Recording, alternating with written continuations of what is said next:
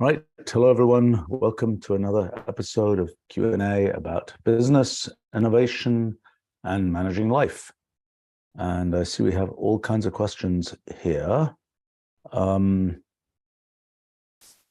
bunch of questions here about programming. And should I become a programmer? At what age do you think kids should start learning computer-related skills? Should programming be a core class for students like math and English? And so on.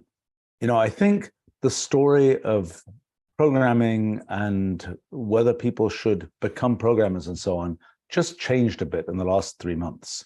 I mean, I have to say, for me personally, this has been a story that has been kind of an obvious piece of the future for, 30 years or so, and something that I've been building towards for a long time. The real issue is computation, programming, and so on. Is that a skill in itself, or is it just an enabling capability for doing whatever it is one wants to do? It's like one could say, should everybody become a writer, or should people just write things to achieve the purposes that they want? And the fact is that becoming a writer is a very small fraction of all people who write text. And I think this idea of, where does programming fit in? Programming should be like writing. It should be something that people do as a routine part of whatever it is that they're trying to achieve in whatever activity they're engaged in, rather than something which is kind of a thing in itself.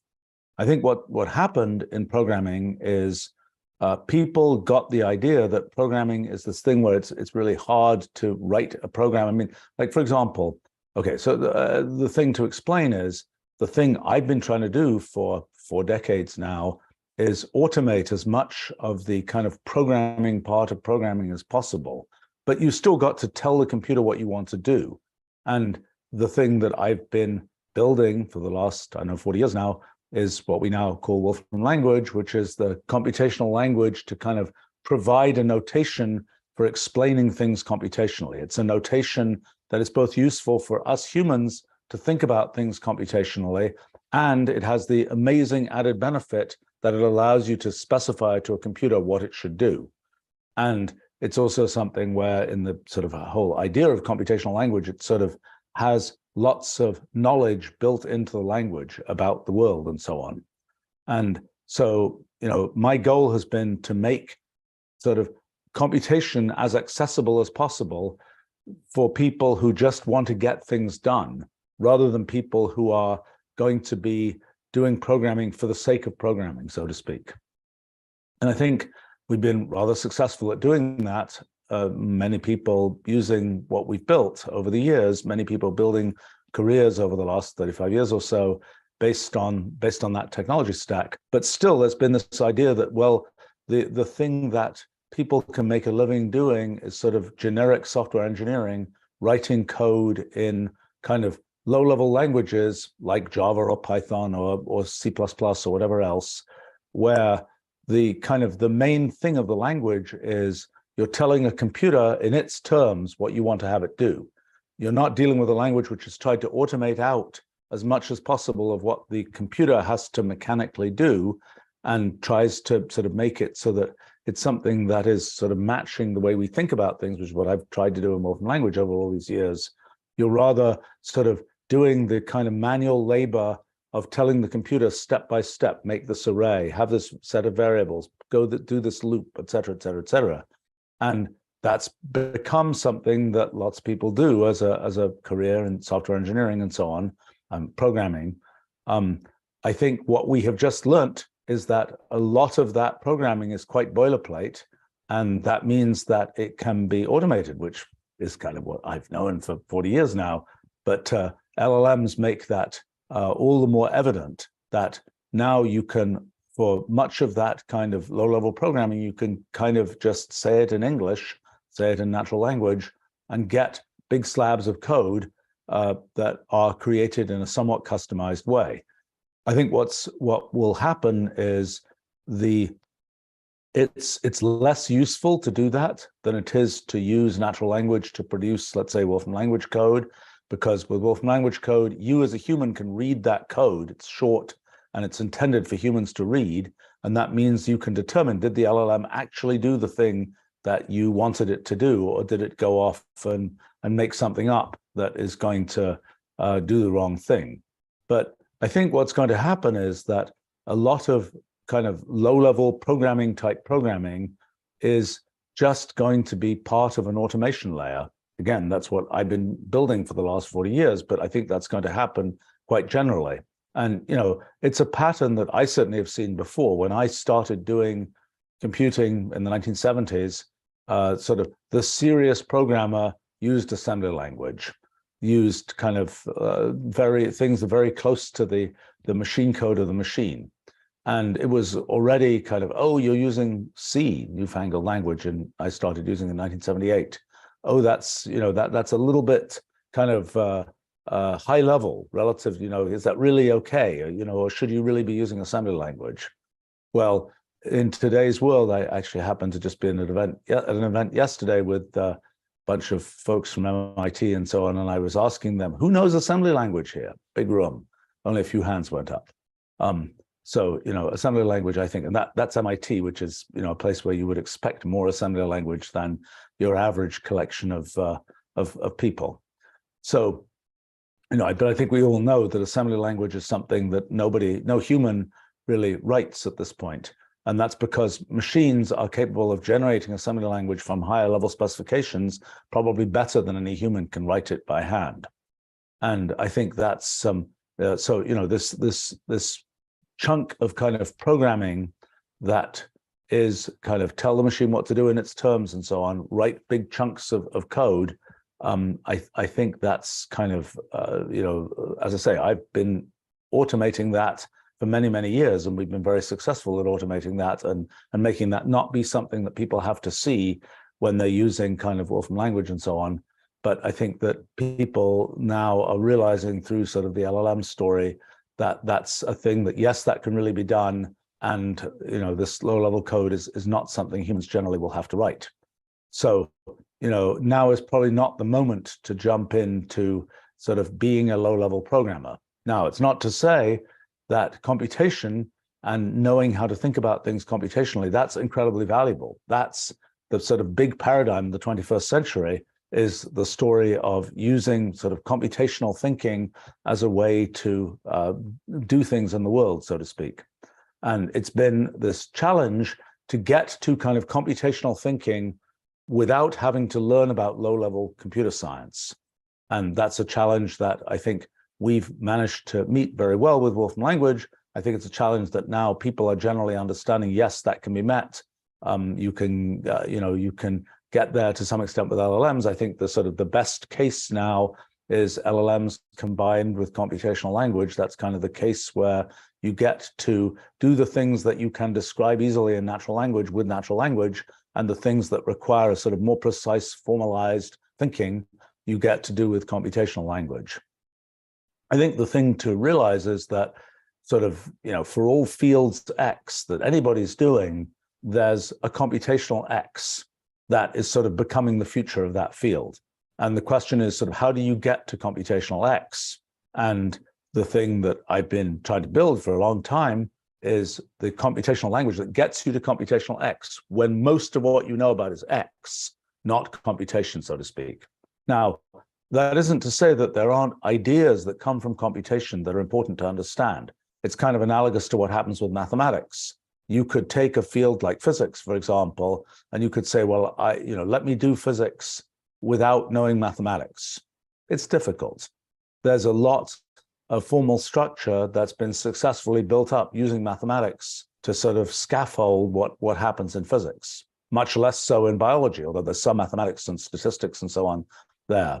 But it's something where this idea of computation is really important in sort of formalizing and conceptualizing pretty much any field. And what does it mean to learn computation but not programming? Well, that's the story of our computational language for a long time. It's also now the story with LLMs. I think it'll be LLMs combined with computational language. I don't think it's going to be enough to just say, I'm going to tell the LLM roughly what I want to do. That won't be sufficient. You kind of really need to look to the sort of formal structure, to the thing which is the thing that you can, as a human, validate that, yes, it's really doing the formal thing you intended it to do. So but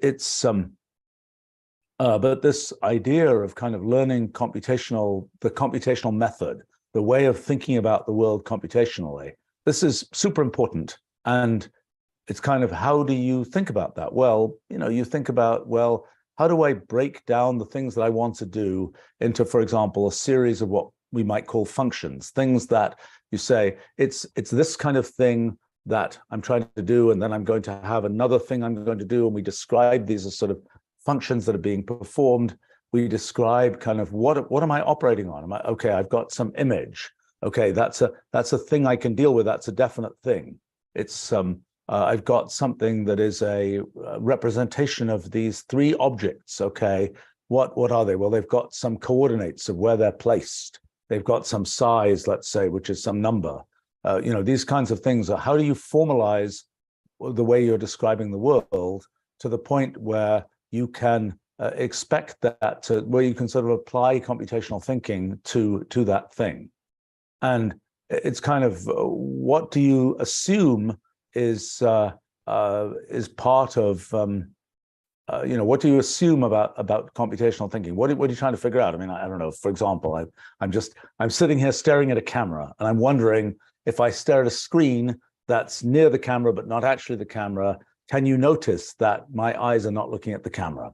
It's a question you might ask, and you might let's think about how we would address that question. Well, we might take a couple of images, and we might try and measure for those images where one's looking straight at the camera, one's looking away from the camera. Take those images, then sort of measure what's the angle.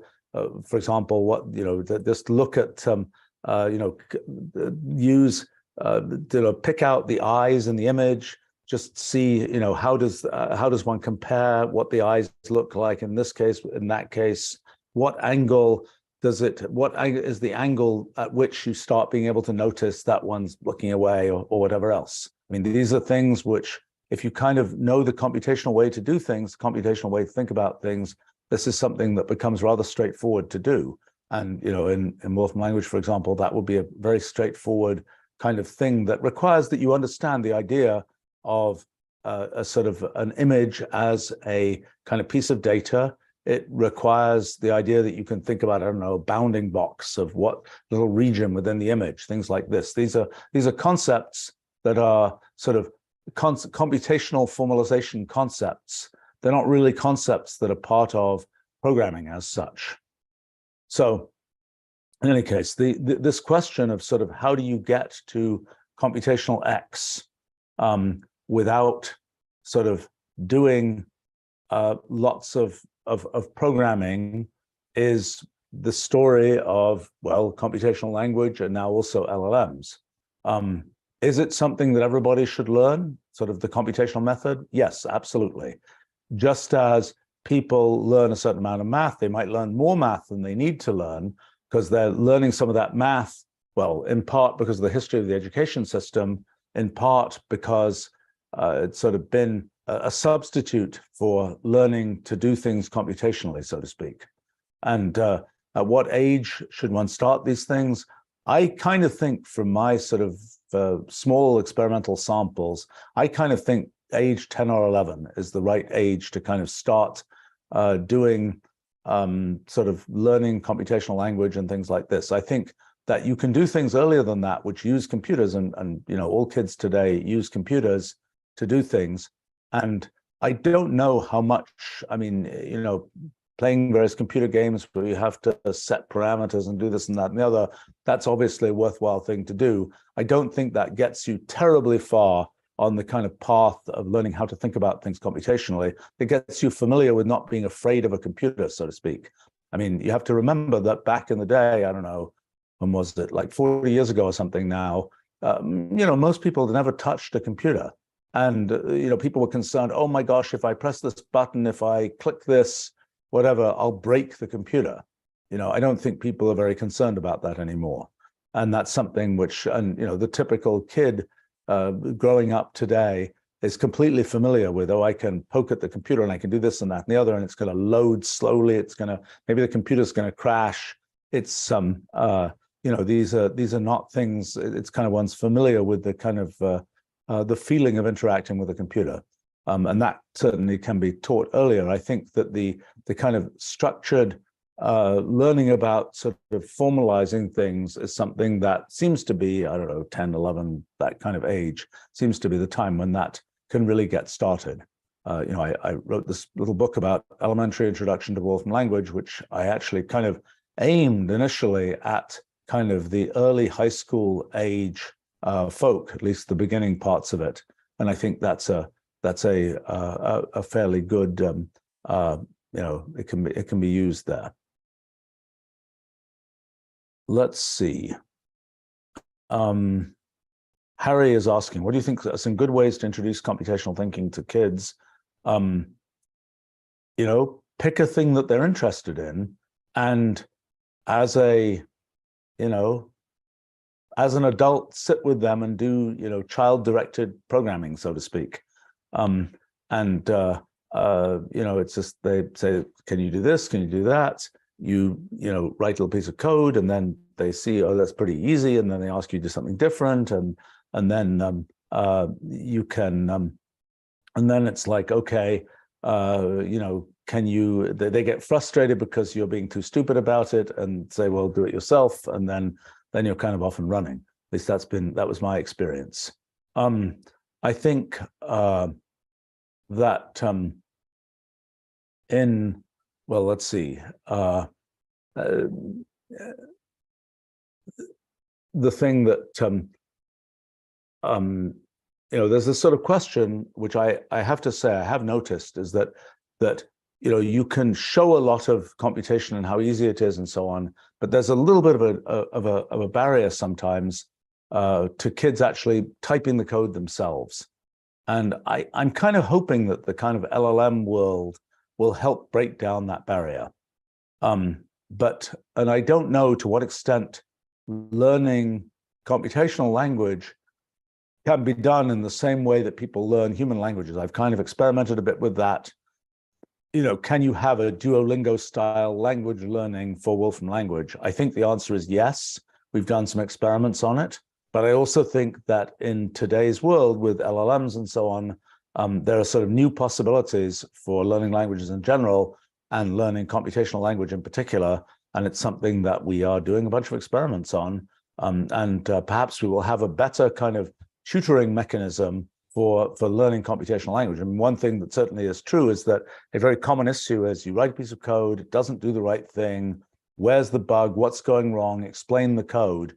It seems like, LLMs with a bunch of training about Wolfram language and so on can do a surprisingly good job at providing sort of a human level explanation of things, at least for simple cases.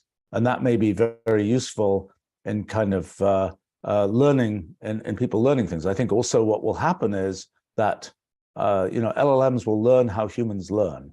And that will help in being able to feed people exactly sort of the right information, the right, confusion removal at the right moment to make forward progress. Let's see. Wofo is asking, can you really get to a point to ask if there's something that you want to do that can be solved computationally without at least going about a trial and error type process? I mean, sort of trial and error is a thing that's part of the human way of thinking about things. And it's interesting to see LLMs do something a bit similar. You see the ChatGPT connection to our Wolfram plugin. You see ChatGPT kind of asking the plugin things. The plugin responds, that isn't quite right. It goes back to the LLM. It rephrases what it's asking. It asks again. Sometimes it asks many times and eventually gets it right. or sometimes doesn't. But I think that process of try it and see what happens and try something else, I think that's a sort of a common method that we humans use. And I think that's something we can expect to use in dealing with computational language. And it's a perfectly fine thing. I mean, the only issue is, how do you know if you got it right in the end?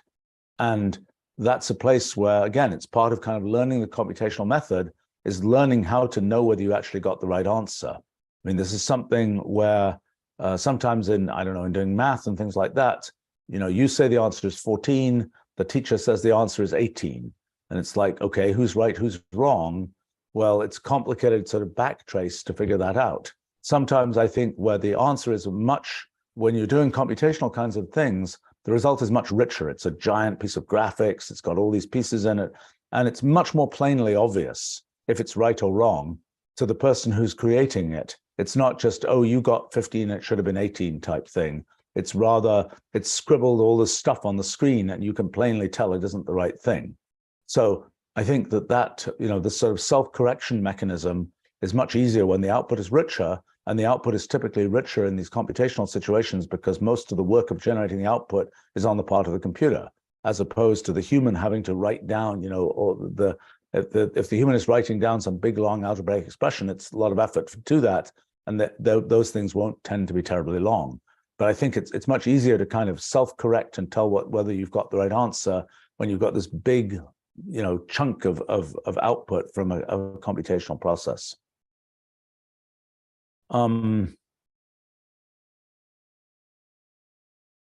Let's see. Ollie is asking here. Okay, hold on. Harry is commenting about human AI co-authorship. Yes, of going backwards and forwards. A human is specifying some things, is kind of pointing the AI in the right direction, and the AI is producing things. The human is checking them. I think this is a good process, and it's something.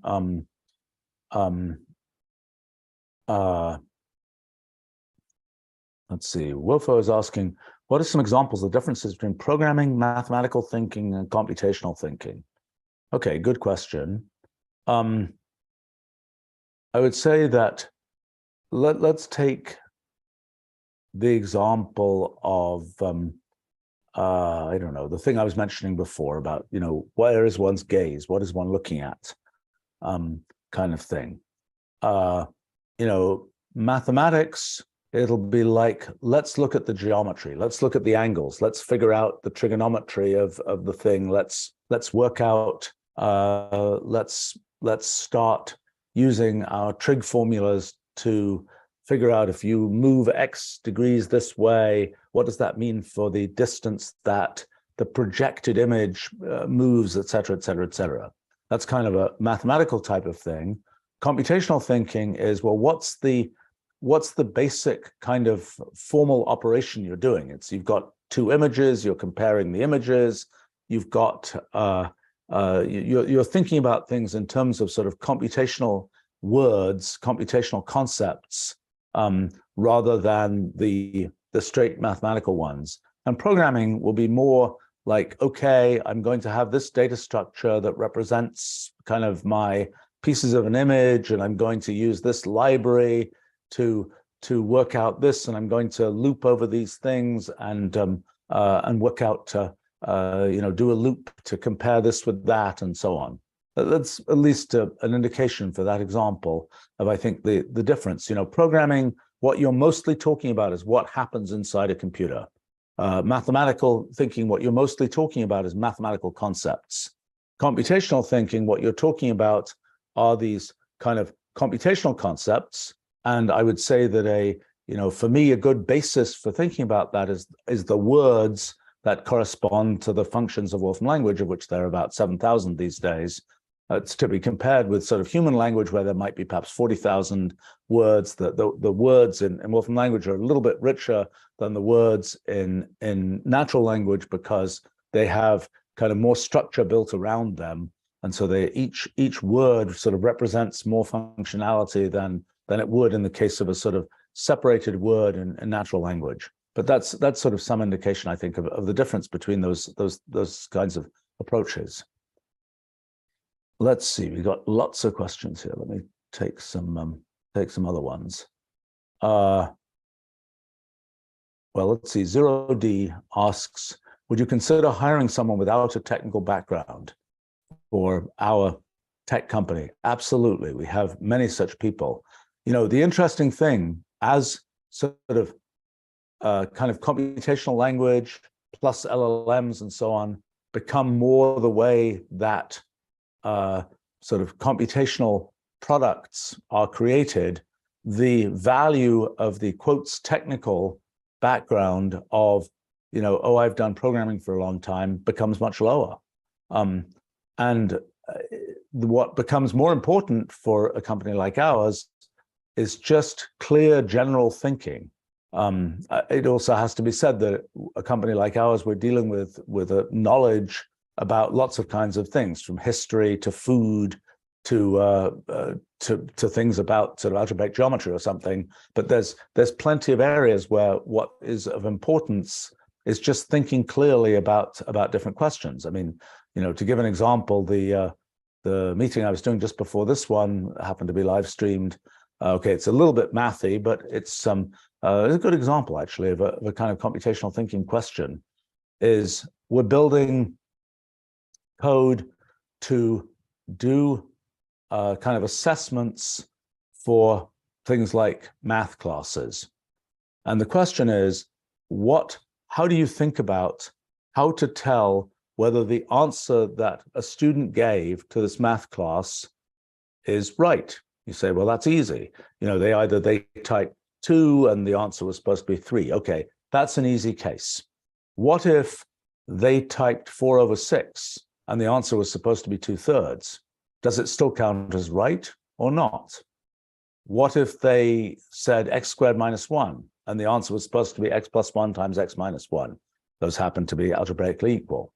The question of whether those equivalences should be made depends on somehow on the level of class that's being taught. What is the thing that you're teaching? If you're teaching reducive fractions to lowest terms, 4/6 is distinctly a different answer than 2/3.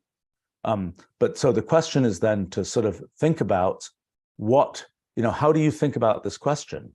And what you realize is, what we started to realize is, well, think about how the world actually works. People are teaching a class. What is the rubric by which they will grade the answers in that class? Well, there's kind of the standard thing used for AP calculus or something. And that's a rubric that is probably written down maybe somewhere in text. And that has to be sort of translated into computational language to be implemented as an actual way that one can do did the student get the quotes right answer or not? But kind of that particular case, the subject matter is kind of mathematics, but there are plenty of cases where it's not. I'll give you an example. One that came up recently has to do with historical countries and has to do with how we deal with questions about, we've got a historical country and we know the borders of that historical country, at least at a particular time in history. And we maybe know it again 20 years later. And we have to think about, well, how do we deal with the intermediate years? And we then have to think a little bit, well, what's going to happen to those borders? Is it the right thing? Like, for example, let's imagine that we've got 2 measurements of air temperature at 2 different hours of the day.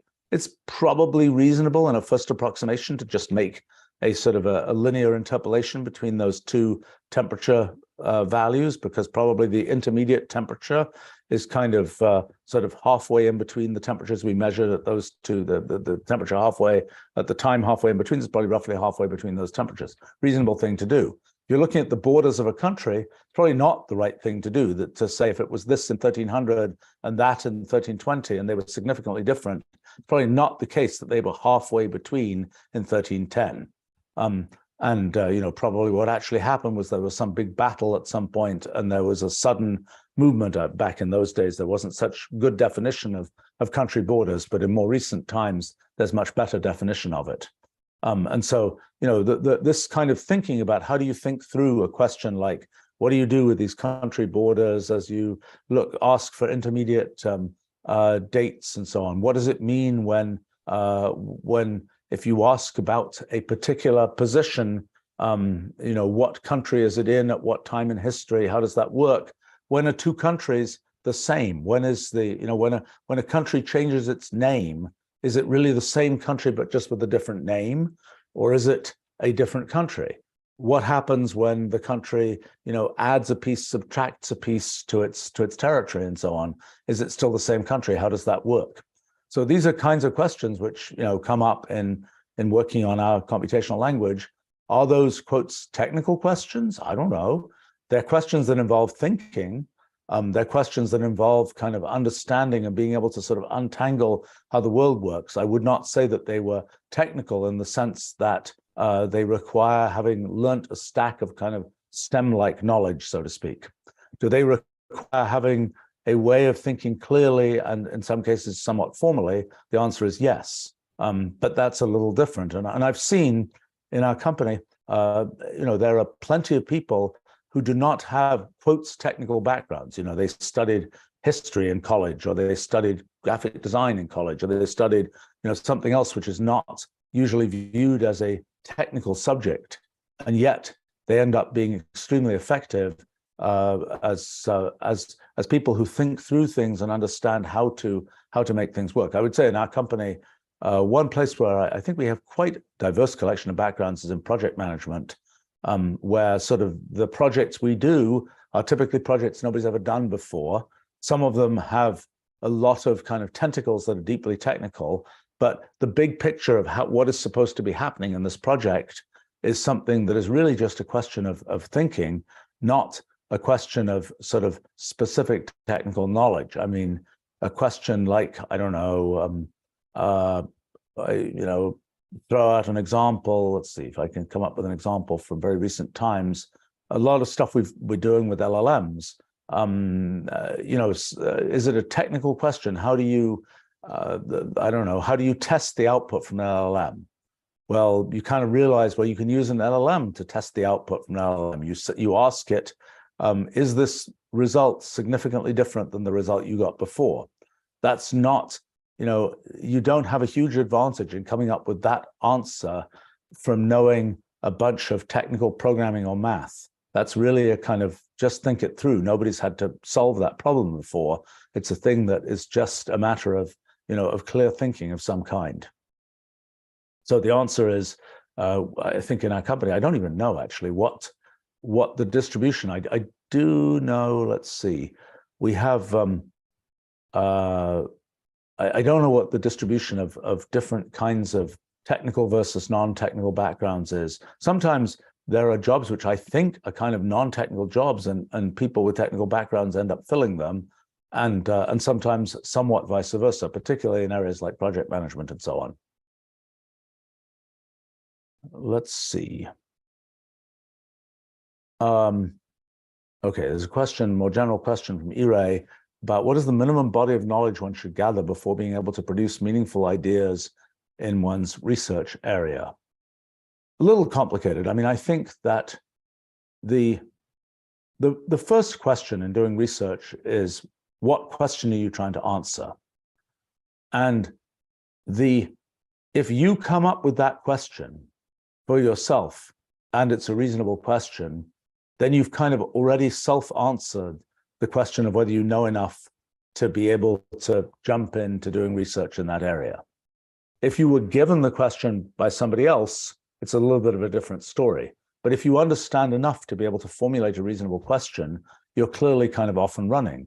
Now, there are typically methods and technical facts and details and so on that you need to learn in order to be able to answer your question, but you at least have a kind of a definition of what you need to figure out.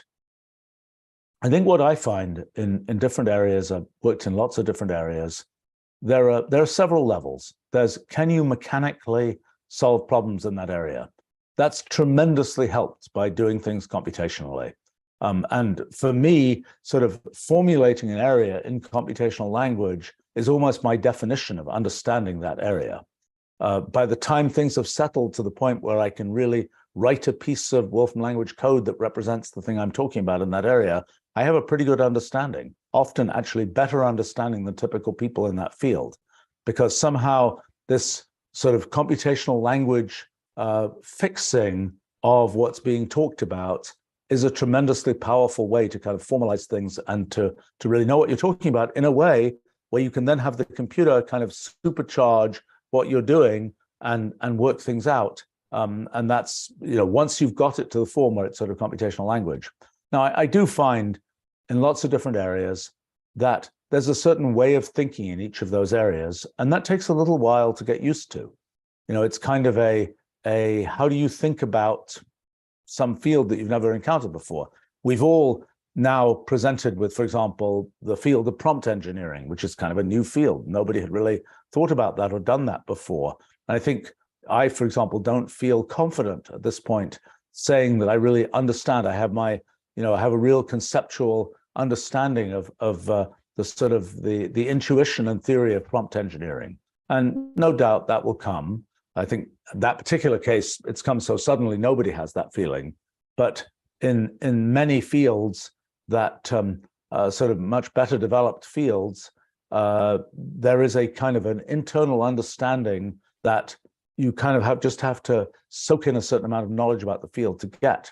Now, sometimes that internal understanding is actually a bit off base.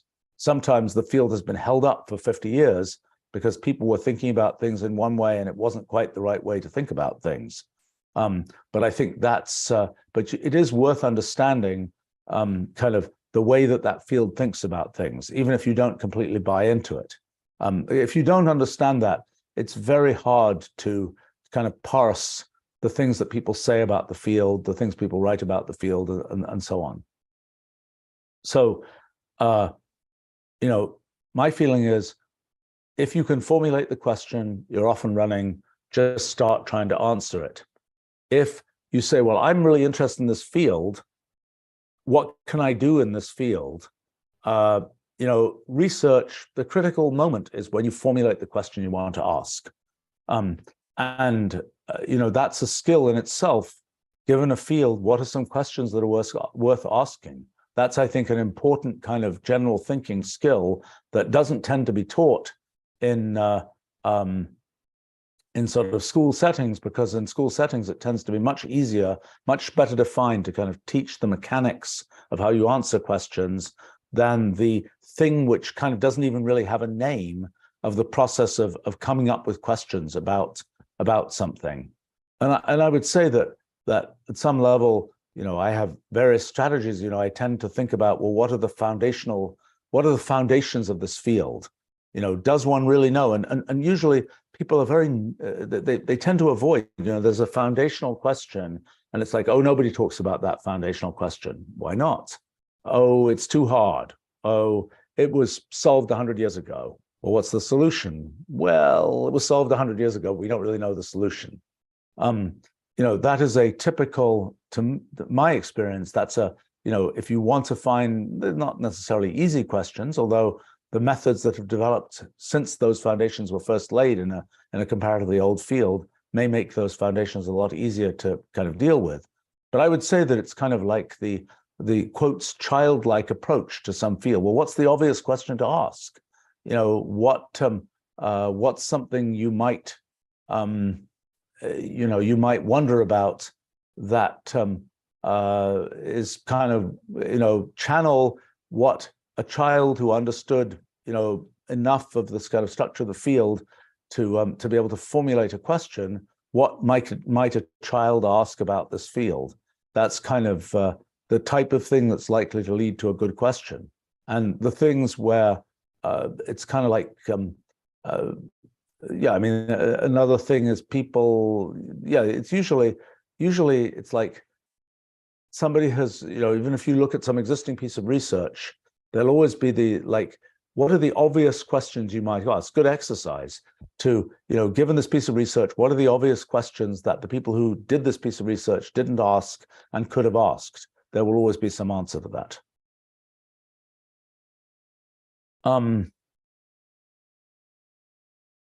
Let's see. It's a question from Niccolo here about what was the hardest part in starting Wolfram Research. So, Wolfram Research was the second substantial company that I started. First one I started when I was 21 years old, maybe 20 years old. And Wolfram Research I started when I was 26 years old. By the time I was doing company number 2, most of the sort of and I, in the intervening years, I'd also done quite a lot of strategy consulting for companies. So I had kind of seen a fair amount by the time I was starting Wolfram Research, and I would say that none of these things are always easy, but there weren't sort of giant, I don't know how on earth to do this type questions. The first company I started, I suppose the most difficult part in retrospect was the fact that I didn't think that I knew how to start companies. And I was an academic at the time, and I kind of had this self-image that I don't really know anything about business and running companies and things like that. So bring in other people to do that. I would say that and then I learned over the course of the next few years that actually I was not as clueless as I thought I was about doing business kinds of things. And I suppose for me, a lot of that issue was, look, you can just think about business kinds of things just like you think analytically about things in science or whatever else. And it sort of keep the thinking apparatus engaged when you think about business kinds of things. And then those things become, at least to me, become sort of common sense. Why do you do this? Why don't you do that? Sometimes also in business there can be a kind of a formalized structure. Oh, I learned that in MBA school or whatever, and so we do this. It's like, why are you doing that? Well, we learned it in MBA school. Well, but why are you really doing that? Can you actually explain it? Well, no. Well, actually, it doesn't make any sense. A lot of these things, it's kind of like, can you break it down and have it make sense, so to speak? At least to me, that once I kind of realized that you could do that with things in business, which was kind of my natural tendency once exposed to it, I realized that, well, actually, it wasn't as hard as one might think. I would say that the thing that's always an issue with companies and things is, people, and I happen to be somebody who's quite interested in people, and you pick people, and sometimes they perform well, sometimes they don't perform well, sometimes they kind of go off the deep end when in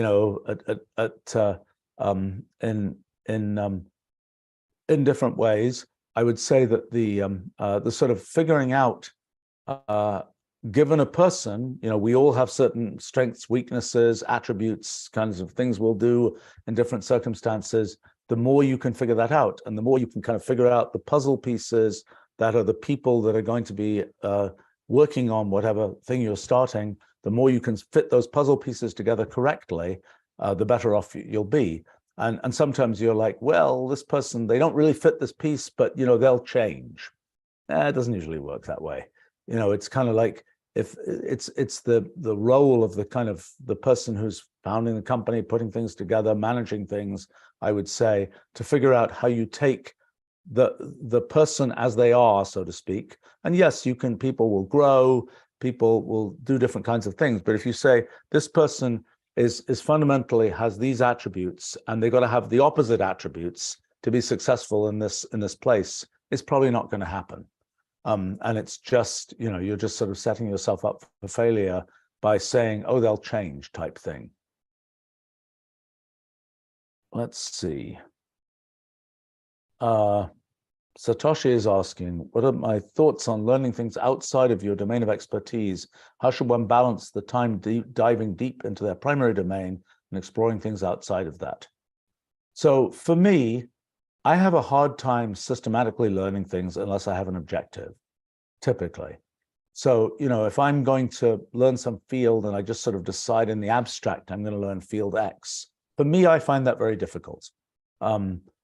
Some people probably find it easier. I think that one of the roles of education and school and college and whatever else is by the time you're part of some group of people that are all learning this thing, you've kind of got some flow, some motivation to learn that particular thing. If you're just sitting by yourself saying, I'm going to abstractly learn this thing, I at least find that very difficult. If I have some objective, if it's like, I want to answer this question, I want to solve this thing, then absolutely I'll dive into learning that area. For me, learning sort of other random areas that are not related to anything I've ever sort of thought about doing, the main way I do that is I run into people in different situations, and it's like, hey, what do you do? And then they tell me what they do. And that's interesting. And I kind of quiz them about lots of things, and I try to learn from them.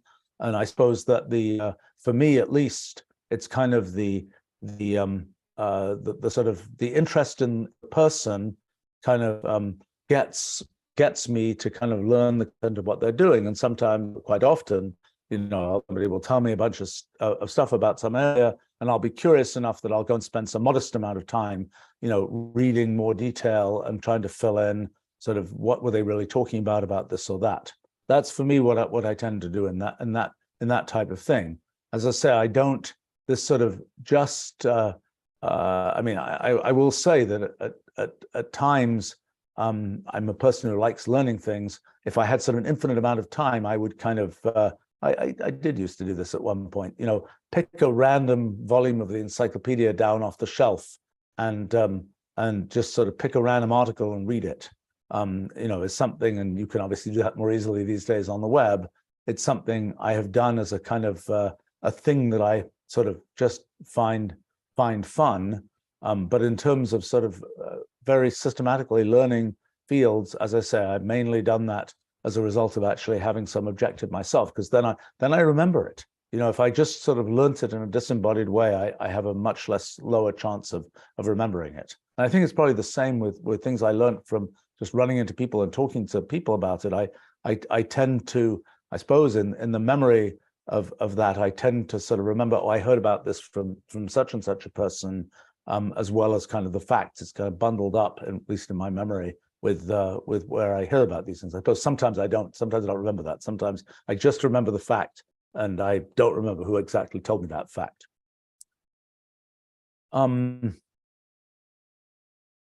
Let's see.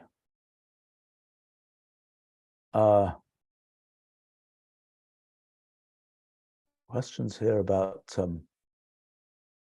from Erin. What valuable new products will Wolfram Research build using AI in the next decade? What ideas do I have that I hope other people will build? I'm in the early days of answering that question. I think there are valuable products that you'll see from us in the next few months or a year, even weeks actually, that really make use of the enhanced ability to take natural language, both natural language input, natural language output, and relate those to our computational language. So I think too early to say that. I think, yeah, too early to say, I would say. The question from Des. Have I ever considered having a very special version of any of my books printed, like as a scroll or leather bound or something like that? Well, yes, there are some exotic versions of books that I have. Various times people have given me kind of leather bound versions of books for one reason or another. Yeah, various kinds of, back when I used to publish books with publishing companies, after you sell a certain number of copies, it's kind of the analog of getting your platinum CD or something, or whatever they do these days, is kind of, somebody will send you a nice leather bound version of some book. But I think probably the most exotic versions of books of mine are ones that have been microprinted to be part of collections of works produced by our species that have been taken to other parts of the solar system for well, presumably safekeeping, so to speak. So there are some versions that are kind of etched in I don't know what metal it is, but some metal, and some that I think etched in, what is it? Some kind of glossy material that are kind of microprinting that, I think it's sort of a doomed project from a philosophical point of view to put these kind of beacons of human civilization, on the moon or wherever else, as a way of sort of like, okay, all the humans have disappeared now, but the aliens show up in 200 million years, and they find these microprinted things, and they say, wow, those humans were really, really smart back in the day. I don't think that's realistic to have happen. I think that the concept of intelligence is much broader than people would imagine.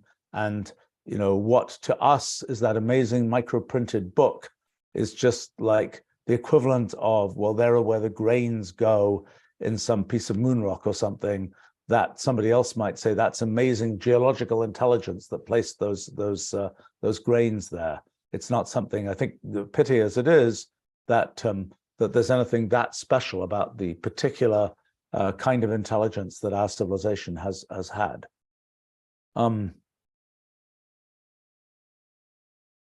Name Drop is asking, what do you think is going to happen next 5 years with AIs?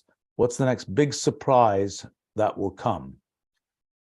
One of the things that I think is going to be a surprise in terms of sort of superhuman thinking, so to speak. I mean, what's happened with LLMs right now, they've learned from the web. They're able to do things that are kind of very human-like from the web, different from what we get to do with deeper computation. I mean, LLMs I view as being broad, shallow computation. They're broad in the sense that they know all the stuff that they've got from the, from the actual text on the web and in books and so on. They're shallow in the sense what they do with it is really just an interpolation of that text, putting together these puzzle pieces in ways that sort of fit given what's been seen in the text that exists out there on the web. That's different from what we have gotten used to in the last few decades in computation, where you can do these deep computations that are doing many computational steps, arbitrarily many computational steps, and working out kind of algorithmically difficult things and so on. That's a different kind of thing than the, let me see if it fits together in the way that humans might make language. So I think right now we've seen a sort of surprise advance in our ability to make language with things like neural nets. What will happen from that? I mean, I think there are a series of these things. It's turned out to be comparatively difficult to do text to speech in a really good way. That will get solved probably fairly soon. I see examples of text to video, for example. They're still a bit, so-so, but that will get solved. Video to video, there are perhaps better examples of that. Change this video from being something that is a 1920s, silent black and white movie with weird camera moves to a modern thing. That will be doable. I think that a lot of this kind of translation, it will become very routine to translate from this form of representation of meaning to another. I think that between human languages, we've already seen in the last few years, pretty routine natural language translation that will get better. Translation between sort of programming languages, that's something that is that seems to be emerging with some loose ends and rough edges and things. I think then the big question is, well, what is the ultimate representation that you want to use for meaning? Because you have to have some representation. And human natural language is one representation. I think we'll see human natural language, computational language, to some extent images and mathematical notation and so on. These will be sort of the ultimate representations of meaning that emerge, and that that people kind of anchor what one's talking about. In terms of sort of surprises of sort of superhuman capability. I mean, with computers and computation, we already have plenty of superhuman capability. You write down some simple set of rules, you can't possibly, as a human, imagine what they're going to do. You can't even run them in your head in any way. Run them on a computer, you immediately know what's going to happen.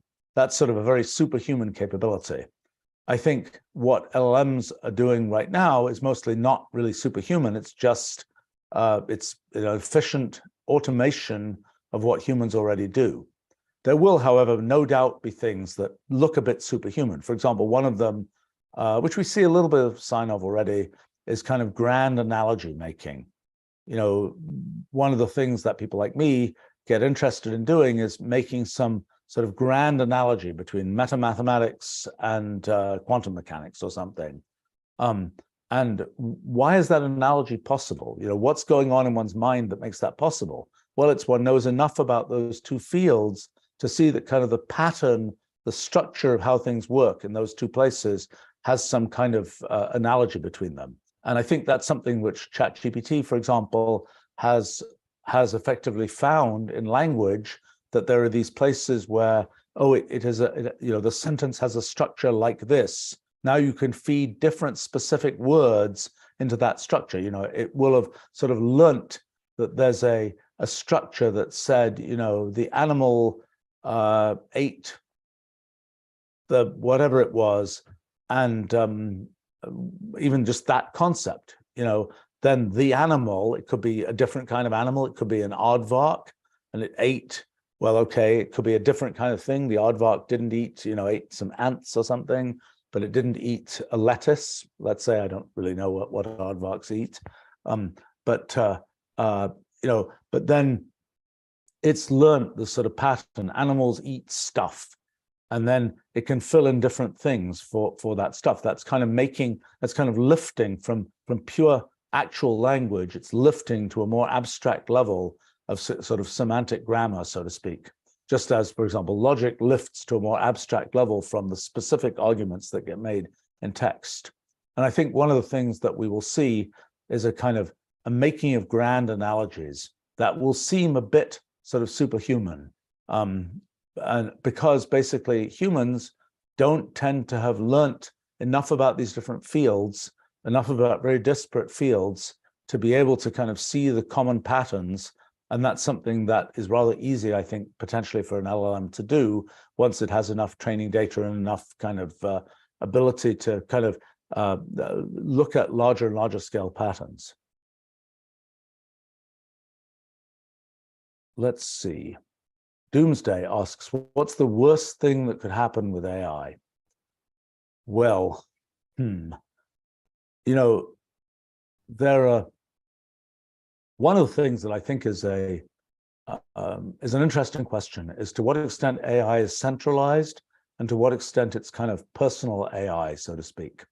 And I think there's a certain tendency to believe that for sort of reasons of economies of scale and things like that, that AI will become, you know, some AI will be centralized. I think that depending on one's kind of view about society and so on, there is a certain danger and brittleness to centralization. I mean, you know, by the time all the AI is centralized, it's like, well, somebody just turns the knob on the central AI and gets it to do something horrifying, and then everybody's subject to that. By the time there's a sort of giant ecosystem of AIs, and it's like lots of different ones, and everybody has their own, and et cetera, et cetera, et cetera, that kind of brittleness becomes less likely. You know, I suppose one can think about the mind virus, so to speak, that infects sort of all the AIs, just as various kinds of memes infect all of us humans, so to speak, or many of us humans. So those kinds of things can happen. But I think the pure brittleness of this one central AI, for example, is something that one hopes will be avoided. Now, you know, when it comes to sort of AIs and how they, there certainly AIs AI is a powerful technology that can be used for all kinds of things. And there's a lot of questions about sort of how you, where you should inject AI, how it should work, and so on. I mean, you know, for example, people say, oh, I don't want AIs to take over this or that thing. And they say, but of course I want the AI to suggest to me what I should do. Well, most people, by the time there's a GPS suggesting the route they should take, most people, like me, for example, just follow the GPS. I don't want to spend a lot of effort thinking and trying to find a map and working out, is there a better way to go, et cetera, et cetera, et cetera. It's much better and easier for me just to say, I'm going to take less human effort and follow the GPS. And I think that's the thing that one will see happen in lots of kind of AI-ish areas. Now, it's then a complicated question. What kinds of overall ethics, what kinds of overall principles do the AIs follow? I mean, for example, I don't know whether this is even, now that I think about it, I remember this was being done at one point with GPSs. It's like, how do you have a GPS that prefers small roads on the grounds that, why not have people go on a diversity of different paths or something, rather than all go on the same road and clog it all up? I think once real-time traffic became a thing for GPSs, that was no longer a consideration. But I think there was a time when people said, let's try and route people on all these sort of obscure little roads, because those are much less likely to be gummed up, so to speak. But that's, in a sense, a bit of a funny form of ethics, but that's almost an ethics for GPSs. But when it comes to other kinds of AIs, there's lots of those kinds of questions. I mean, should you show people all kinds of content in social media, even if it will get them all upset and make them go off and do all kinds of crazy things? Or should you try to second guess the humans, so to speak, and say, let's only show them this content because then they'll do things that we think are better things for them to do? Now, of course, it's then you ask, well, better by whose standards? Where do you go to decide what you should be showing the humans, what you want the humans to try to do? And I think there's a sort of a huge stack of issues here that go under names like AI alignment, AI safety, these kinds of things, of what is done to kind of define the ground rules for kind of how AI should, when it has sort of an arbitrary choice to make, how should it make those choices? And I think people sometimes have the point of view, oh, AI is some technical thing. There's a technical answer to this question about how should those ground rules be set. And I think one thing to understand sort of at a very basic philosophical level is there isn't a technical answer. These are questions of something like ethics or something, which are ultimately human choice types of questions. It's not something where there's a quotes right answer. I mean, the only sense in which there's a right answer is that if you do something which will wipe out the species, it's probably the wrong answer. If you're a member of the species, so to speak, and this is going to make you not exist anymore, that's probably a bad answer. At least most people would think so. But I think that there isn't really a technical way to derive these things. Now, there are questions like you can have this principle and that principle, and are they consistent with each other, and how do they fit together, and to what extent can you have a small number of principles that cover a larger number of different domains? And there might be a value in having a small number of principles because it might be easier for people to argue those ones out and figure out what to do, and then rather than having a large number of things where it's, oh my gosh, there's 1,000 pages of kind of principles that we'd have to read through, and nobody can be bothered to do that. And then they just say, well, let's just assume it's okay. I think a thing which is coming, people have been talking about for a few months, and I think it's coming in very real form now, is if you're some kind of website, channel, medium, something, where you've got different kinds of content that are being contributed or being created or whatever there, how do you determine whether that content satisfies the terms of service that you've laid down? And I think increasingly what we'll see is LLM-based ways of determining that there's a kind of a statement of principles for some particular, I don't know, website, whatever else. And it's like you're asking the LLM, somebody submits a post or whatever it is, and you ask the LLM, does this satisfy this sort of prompt that represents the terms of service of that site? And the LLM rather nicely can write an explanation. Oh, it doesn't satisfy the terms of service because blah, blah, blah. Or it just says, yes, it's fine, let it through. So I think we're going to see a whole bunch of that. It's going to become pretty much, I think, the standard thing. Now the question is, well, what should those terms of service be? And what should the terms of service for the world at large be? And there's a question, how on earth do you set that? And something I was just toying with is, in a standard democratic system, you kind of, you might have representatives you vote for, maybe you have a referendum where you actually vote, I want this, I don't want this, whatever. But it's kind of a multiple choice way of deciding how your world is set up. The alternative would be an essay-based way of specifying how you want your world set up, which is to say effectively that everybody becomes kind of a prompt engineer or something for their own interests, and everybody is writing kind of an essay that you could think of as a prompt. And then the way the decisions are made is you feed all these prompts into this LLM, and then you ask the LLM, okay, given this situation, how does this relate to all the prompts you've seen? I don't know how this will work. There's a question, LLMs as they are today have fixed, a limited window size of text that they can deal with. They couldn't deal with 1 million prompts that people would put in, at least not in the usual sense. They could be with some training, maybe they could do that.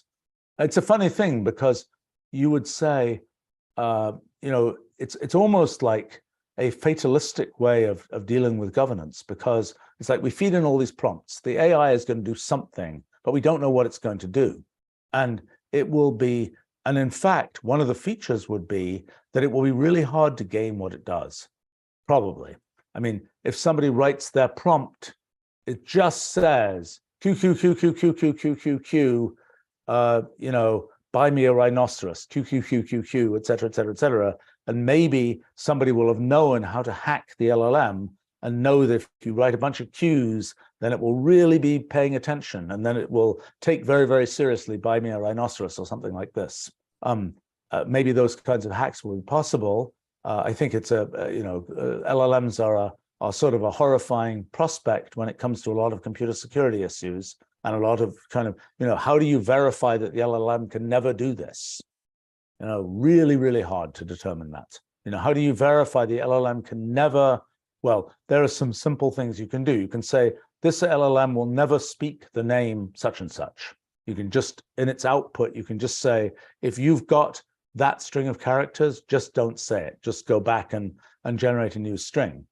But beyond those rather straightforward kinds of sort of censorings, it's not easy to tell, could an LLM ever produce something that could be thought of as being such and such a thing? And by the way, one of the things that obviously people are doing a lot is, can you lead the LLM down the garden path? And it's kind of, in the dialogue that you have with it, can you kind of lead it to start talking about this and that, and eventually lead it off the cliff, so to speak, to start going crazy? And some LLMs seem to be more amenable to being led down the garden path than others. But I think that will be a general thing that will be possible. It's not that different from what can happen with people. So it may be, I would guess it's a really hard thing to solve.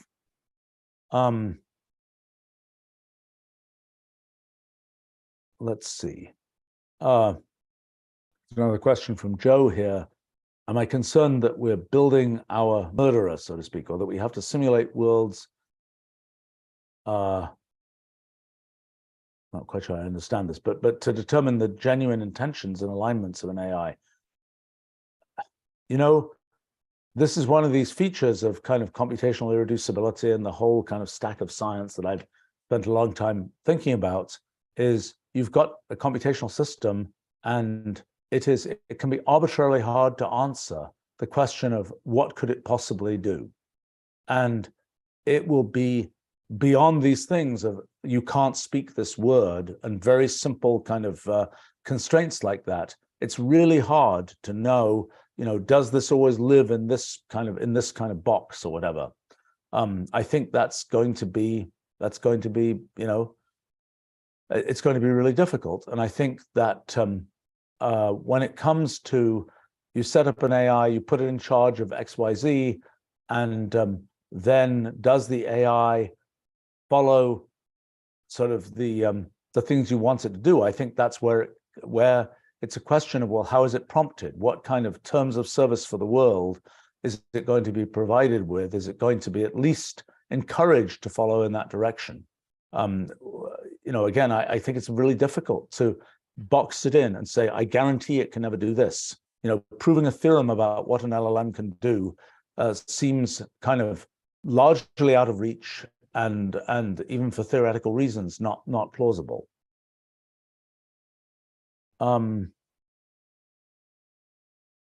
Let's see, maybe a couple more things, and then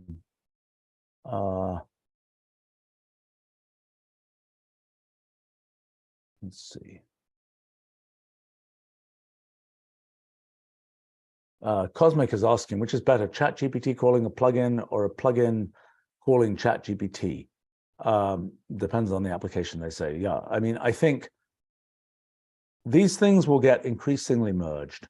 The fact is, the fact that you're storing in neural net weights random facts about the world, sometimes incorrectly, is crazy. That's not a good way to do things. What's worth storing in the neural net weights is the kind of structure of language, things like this, at least for now. We may later have kind of a semantic grammar, more symbolic theory of how language works, that we will say, oh, thank you, LLM, you made us realize that such a thing exists. Kind of the LLM thing, neural nets in general, is we can't think of any better way to kind of represent what's going on and so on. Let's just throw it into a generic neural net. I think that won't probably be a surviving approach. It's a complicated question of technology, whether the hardware for doing neural nets will get good enough that you might as well do it that way, even if there's another sort of more structured way to do it and so on. But I kind of think what will happen is this increasing interweaving of sort of computational language with LLMs and so on, that right now we're just seeing this kind of separated. You've got the LLM, you've got the plugin which does computational language, and one can call the other. Computational language can call the LLM can call computational language. But my guess is that these things will move progressively closer and more intermixed, so that you really can, for example, have as part of the training of the LLM, you can have kind of a loop that involves computational language where the LLM doesn't need to know some particular fact about the world. It just calls out to the computational language for that. And how exactly that sort of training stuff works, where the LLM is only being neural net trained on the things that need to be neural net trained, we don't yet know. But that's one of the things that I think is probably a coming attraction in the next little while.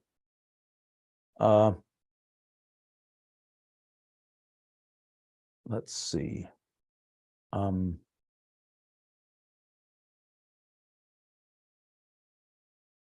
Gyaka is commenting they'd love for an AI to be able, for example, to teach them chess in the most optimal way, figuring out their weaknesses and how to reinforce my learning. Yeah, that will come. I mean, that will come. And the idea of kind of AIs learning about us, I suspect that will happen much sooner than we can learn a lot about how AIs work inside. And I think for many educational purposes, it's really, really wonderful stuff. I mean, for example, I don't know, you're making up a math word problem. And for some people, like if that math word problem is couched in terms of, dragons and fairy tale forests and things, it becomes a much more compelling word problem than if it's couched in terms of, I don't know, baseball or something. And it's trivial to get an LLM to kind of present problems in a form that makes them seem relevant to a person who has particular interests. And I think that's a simple example, but I think more than that, by the time one is regularly kind of dialoguing with AIs, it will be this kind of the understanding of how humans misunderstand things will come fairly rapidly. And my guess is it will be rather easy for AIs to correctly be able to say, the thing you're missing is blah. This is the particular thing you should learn. And I think that will be very interesting. It will really enhance in a way that hasn't been possible. All the attempts to make kind of adaptive learning systems. And, when I was a kid, okay, there were books about the future. And one of the things that I remember, I have to find this book because it was kind of interesting.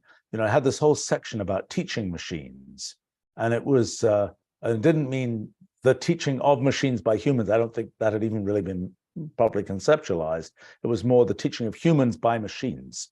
And it had a charmingly wrong view of what would happen, decade or two hence about how that would work. But I think now we're finally at the point where it's really conceivable to have sort of personalized tutor level sort of interaction between the AI and the humans, and really being able to optimize how humans learn things.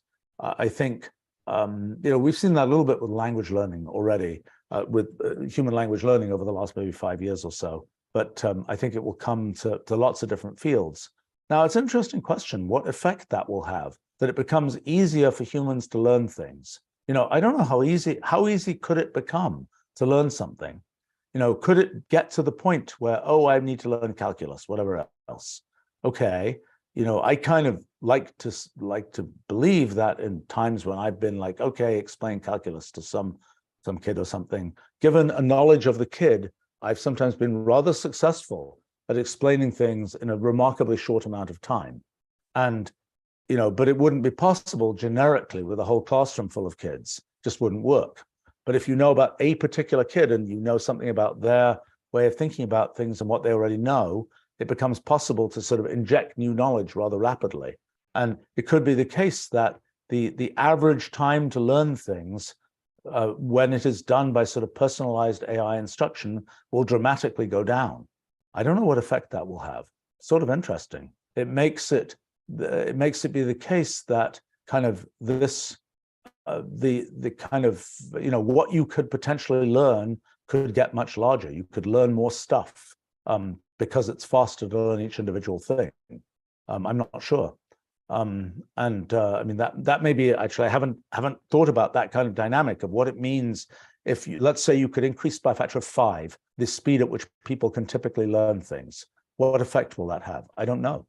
I think one of the effects one would like to see it have is that people will learn a broader diversity of things, which I think is important for, that's the real place where the humans potentially add value, is by knowing more stuff, they can kind of make a more informed decision about which direction to go. And this question of which direction to go is the sort of deeply human kind of thing to work out, because there are an infinite number probably of possible directions, and it's like the ethics question. That's something humans have to pick. Well, we want to go in this direction rather than that direction.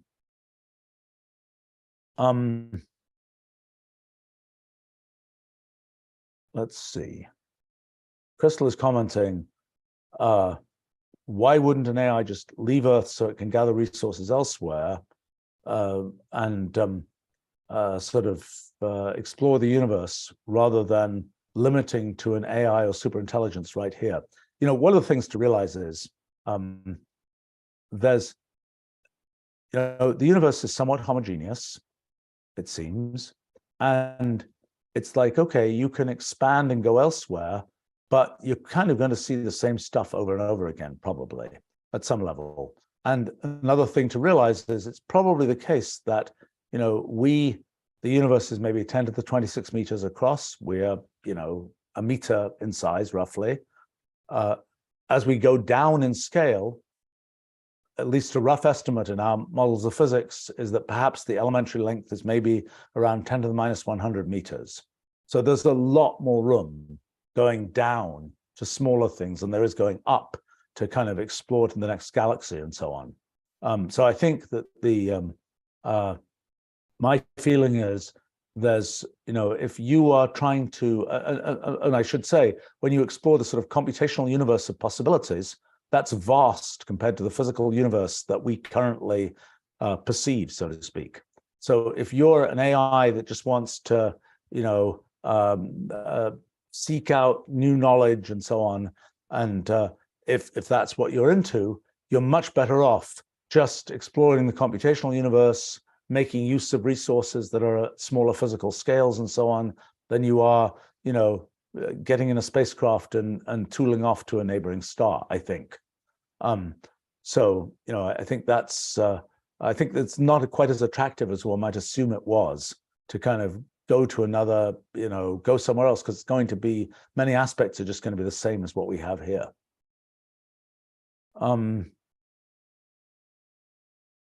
Lemaire is asking, how can one not get left behind socially and economically in the wake of AI innovation? I think, well, there will be some changes, I think, in what kinds of jobs are valuable and what are not. I would say the number one thing is learn to think and learn about lots of stuff, because I think that's a thing that will be valuable, increasingly valuable, as specific detailed things get automated. I think probably also sort of humans interacting with humans remain important skills, although how that evolves, I don't really know. I mean, to what extent people will kind of socialize with the bots as much as they socialize with the humans, I don't really know. It may become sort of, there are plenty of things where people have said in the past, oh, nobody will ever be able to, let's say, do business on the telephone. Oh, you have to be in person, you have to be, sort of flesh and blood in the same room type thing to do that. And then it turned out that wasn't the case. And sort of things that we think of as being, we have to have them in human reality, so to speak, probably increasingly that won't be the case. Increasingly, like, for example, increasingly it will virtualize, and it will be possible to have those things be AI-ified. And I think that and some people will kind of be, for some people that's like, oh great, I'm friends with an AI, and some people it's like, I don't want to be friends with an AI, I need to be friends with an actual human. And exactly how that will work in terms of our sort of, it kind of reminds me of the behavioral science that's been done on not only on humans, but also on, I don't know, the ducks or something. The ducks, the baby ducks follow the mother duck or something, and what they're really following is the orange beak, and that's all they really care about. And if you have a model duck, so long as it has an orange beak, the baby ducks are happy as could be. And there may very well be things like that about sort of the ways that we interact with things, where we're just fine interacting with an AI.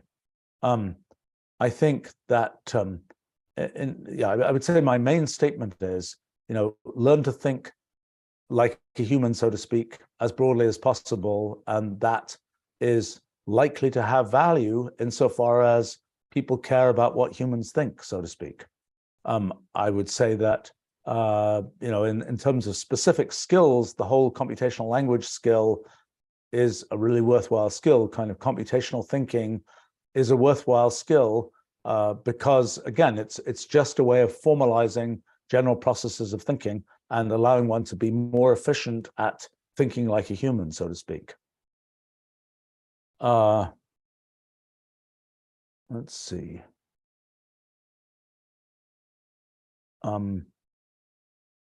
Ursula's commenting, one thing I was thinking earlier, what we're going to be seeing now is automation of AI, where we have lots of websites and APIs that do one task well, and then we're handing off data from one model to the next.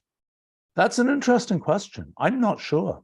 I mean, I think there are clearly two big blobs of functionality, the kind of LLM human-like functionality and the computational language type functionality. Those are clearly different. I mean, there's the sort of depth of what you can compute, the kind of computational irreducibility story, and there's the breadth of what you have that's sort of human-like in something like an LLM. I don't know whether, I mean, what we're seeing with the sort of creation of multimodal LLMs that can deal with, text and pictures, and maybe in the future sound, et cetera, et cetera, et cetera. It seems to be the case that it is something where the generic actually works quite well, and you don't need the specialized, sound LLM, image LLM, et cetera, et cetera, et cetera. It's sort of interesting because it maybe is a bit like brains. There's we have a bunch of neural tissue, and it seems to be able to be recruited for different kinds of things. And people who, don't have vision, don't have hearing, these kinds of things, parts of their brains that might have been used for those purposes get recruited by parts that deal with other sensors. And I think that's perhaps a sign that there is a generosity to kind of what you can do with neural nets, that and there's potentially some kind of commonality of, if you learn stuff about text, you've also implicitly learned stuff about how images are put together and so on. So I think that the computation blob, which I'd like to think our technology stack is really the place where that's really come together in the most effective way, and the kind of the neural net part of things, those are the two obvious pieces. Maybe there are other pieces. I mean, so for example, another piece is embodiment in robotics. That's another thing which is sort of a separate separate stack of technology to make that possible, and other forms of sort of sensory data and so on, which involve sort of different forms of technology and such like. So yeah, I can see that. I don't think it's all that likely that one will see, oh, there's the specialized, image identification API. I think it's all going to get mixed together with the sort of general AI kind of neural net type approach.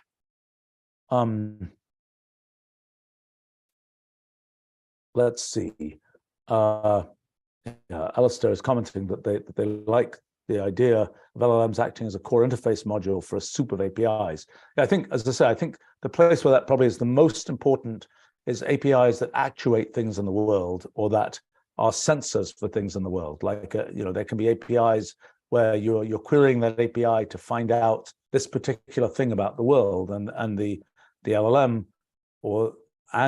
this is, and eventually it might be initially the LLM. I mean, some things that we're looking at are use the LLM to basically write the computational language, which is the interface to some particular API. And once you have that interface and can kind of check it, then you're like, okay, we're good. Let's use this piece of computational language that is repeatable, rather than using some very fuzzy LLM type thing.